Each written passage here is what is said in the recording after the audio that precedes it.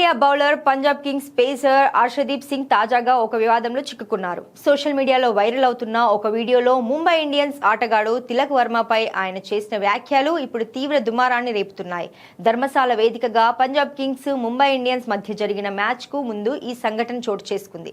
Viral video ప్రకారం హర్షదీప్ సింగ్ ముంబై ఆటగాడు నమన్ ధీర్ తో కలిసి కూర్చొని ఉన్న సమయంలో అక్కడి నుంచి వెళ్తున్న తిలక్ వర్మను ఉద్దేశించి ఓయ్ అంధేరే అని పిలిచారు. అంతటితో ఆగకుండా కెమెరాను నమన్ ధీర్ వైపు తిప్పి ఇతను పంజాబ్ అసలైన వెలుగు, నీ ముఖం ఒకసారి చూసుకో అంటూ తిలక్ వర్మ చర్మం రంగును ఉద్దేశించి వ్యంగ్యంగా వ్యాఖ్యానించారు.